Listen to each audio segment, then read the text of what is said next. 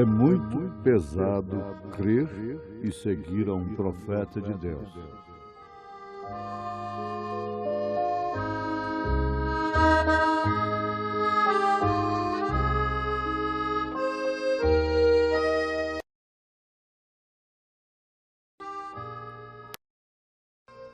É necessário que haja estrutura espiritual, ou seja, constituição espiritual, também estrutura, calibre, raiz, predestinação, eleição, para se crer em um profeta de Deus, especialmente numa era de tantos falsos profetas.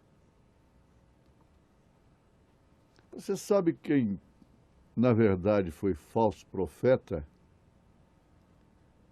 nos dias de Jesus Cristo? Foram os líderes religiosos. Terminaram sendo os piores falsos profetas. Os que matavam, tinham direito, por lei de Moisés, de apedrejarem a um profeta que falasse e aquilo não cumprisse. Por fim, eles estavam sendo os maiores adúlteros quando levaram Maria Madalena para o apedrejamento, para o julgamento. Ainda bem que, para tentar, levaram-na ao Senhor Jesus Cristo. Eles eram muito mais adúlteros do que ela. Paulo depois escreve isso aí em Romanos capítulo 2. Agora, não é diferente. A coisa não é diferente. Se repete exatamente como então. Qualquer época que levantasse um profeta de Deus, enviado por Deus, ele seria rejeitado pelos sistemas religiosos que sustentam serem o veículo da mensagem do Evangelho.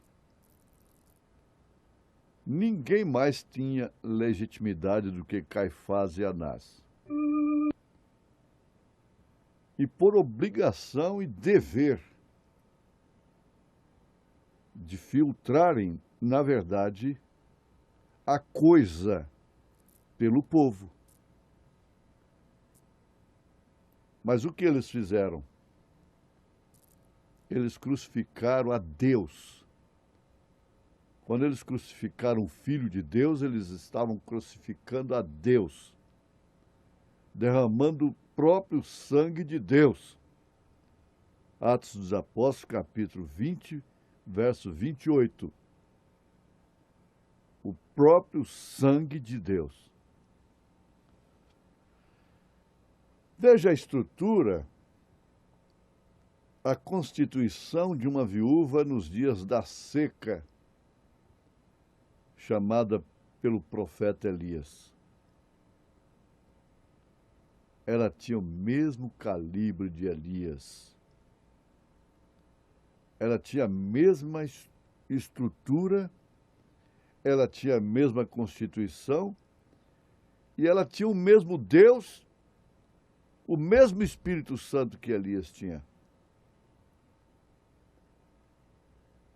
O azeite que ela tinha e a farinha que ela tinha não foram modificados quando multiplicados pela palavra do profeta.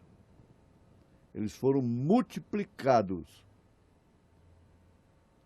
mas não modificados, porque a natureza era legítima, a qualidade era pura, verdadeira. Então o profeta não vem para bastardos, vem para filhos, filhos de Deus. Porque você vai ler aí agora, marcar na sua Bíblia, os Hebreus capítulo 12. O profeta é essa palavra de correção, de disciplina, que o pai trata com o filho. E lá está escrito que o que não aceita é bastardo. Ora, isto é uma coisa muito grave. Por isso que tem que ter estrutura de profeta, para anunciar a mensagem de um profeta. Ele disse: quem ficar comigo fica num lugar tremendo. Agora nós vemos na mensagem O Desvelar de Deus a comprovação de tudo isso que mencionamos. E Deus tinha um convívio com Moisés que não tinha com o restante. Deus convivia com o povo através de Moisés. Não resta dúvida, ali estava um tipo verdadeiro de Cristo. E Moisés nunca foi chamado de Cristo. Ele foi um profeta, a boca de Deus. Essa é uma verdade. E Paulo, na carta aos Hebreus, capítulo 11, só nós podemos falar assim com convicção, São Paulo, o apóstolo, aos Hebreus, capítulo 11, afirma que Moisés deixou o trono, deixou de ser faraó, para sofrer o vitupério de Cristo com o seu povo no deserto. Mas agora nós vamos observar um detalhe, para o qual Deus tem chamado a atenção de todos os filhos dele, que têm a estrutura de crerem na mensagem da hora. Porque a coisa não está lá fora mais, é dentro. O bicho é por dentro que estraga a fruta, não a bicada do sabiá que estraga a maçã. Cada filho de Deus carrega bicadas externas, cicatrizes de batalha, mas não o bicho por dentro. Esse bicho é credo, é dogma, é ismo. O pior bicho que tem é ismo, que extraem da própria mensagem. Toda heresia, toda blasfêmia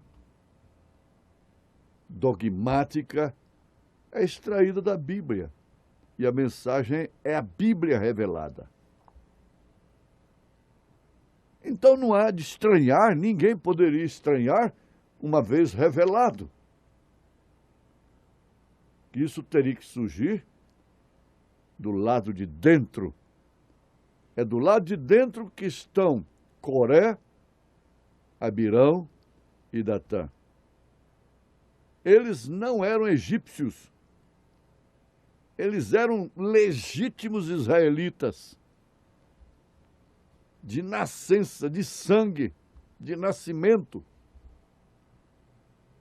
E quem sabe até morreriam pela pátria, não é? Nós conhecemos desses heróis por aí.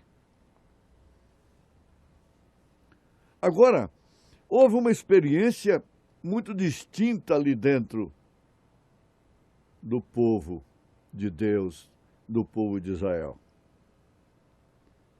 Porque Deus, nessa convivência, nesse convívio com Moisés, ficou sabendo através do mesmo que o povo queria realmente ver aquela palavra, aquele Deus de Moisés. Então Deus disse, pelos fatos, de acordo com a mensagem desvelar de Deus, se eles desejam ver o que é aquela palavra,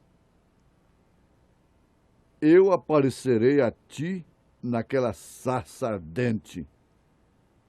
Eu vou descer e colocar fogo naquele monte. Vai ser um monte ardente. Eles verão que tu disseste a verdade, que você sempre falou a verdade para eles. Eu aparecerei aqui exatamente quando aquilo estiver queimando.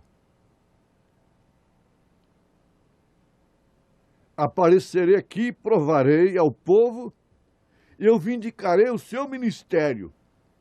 É isso que Deus estava dizendo com tudo que a Bíblia diz a respeito do assunto. E isto foi o que Deus disse a Moisés. Em outras palavras, é claro. É uma dedução perfeita. Mas um detalhe te chama a atenção nesta hora. Evangelistas, pastores, correm, pegam ou já estão com a caderneta na mão, porque sabem que vão ter alguma coisa distinta. Caneta e papel. É verdade, sim, porque Deus nos dá isto. É um privilégio do povo que ouve este programa, que ouve esta mensagem. Veja só que profundidade. Deus já havia mostrado tanto que ele era com Moisés, que ele estava com Moisés.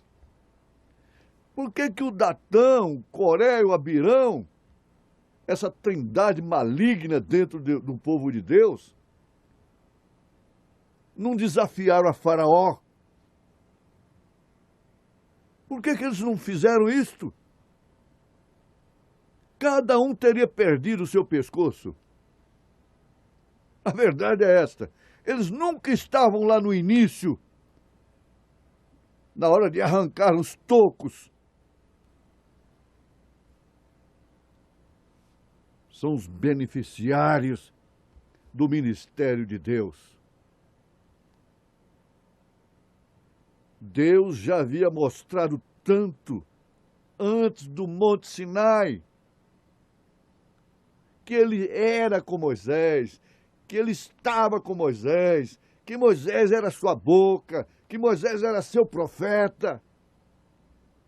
Agora você vai acrescentar a sua notação. O Monte Sinai não foi para Josué e Caleb. Agora, e aí, é verdade ou não? Josué e Caleb nunca necessitaram de sinais. Prova tanto que eles não morreram, porque todos que saíram do Egito morreram antes de chegar no Jordão. Todos, com exceção de Josué e Caleb. Eles não tropeçaram em nada. Eles não estavam pedindo sinais. Essa gente que vive só pedindo sinais e que só converte através de sinais, meu Deus, misericórdia. Que conversão seria esta? É pela palavra. Vejo que és profeta. Não foi pelo teu dito mais, ou não é pelo teu dito. Agora nós já ouvimos, nós já vemos. Veja que diferença faz. Tremenda. Você compara o seu espírito agora Faça um inventário, faça uma comparação com o seu espírito em relação àqueles que cobram satisfação de Deus, que cobram do ministério vindicado de Deus, e com aqueles que não fazem isto, simplesmente creem, não discutem, não pressionam, como Josué e Calebe. Isso aí, quando Deus nos dá uma coisa como esta, a gente fica religioso. E nos dá ânimo, porque até aqui nenhum item, por mais contraditório que pareça na mensagem, tem nos colocado em dificuldade.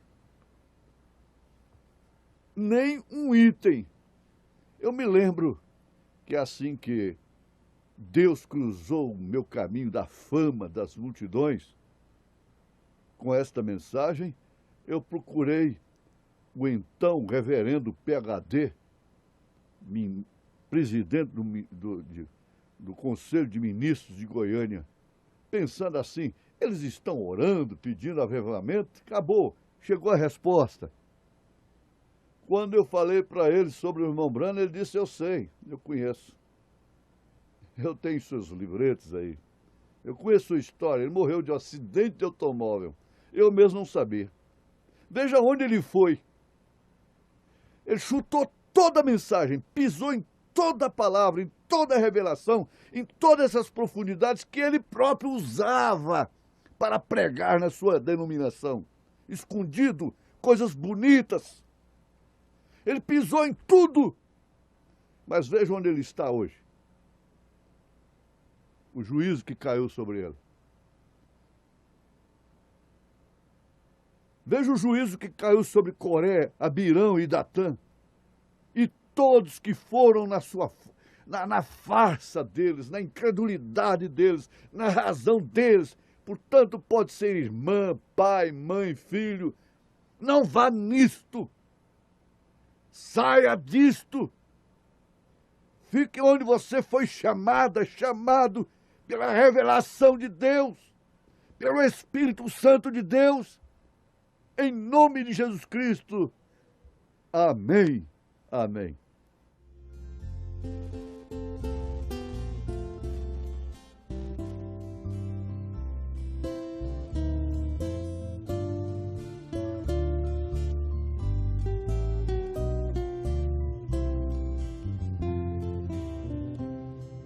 Estou confiando, Senhor, em Ti. Tu és fiel, Senhor, tão fiel a mim. Nunca me deixaste, nem um pouco só. Estou confiando em Ti, Senhor. Nunca, Deus meu, cessarão meus lábios de bendizer-Te e de cantar Sua glória, porque conservo de Teu amor imenso, profundo.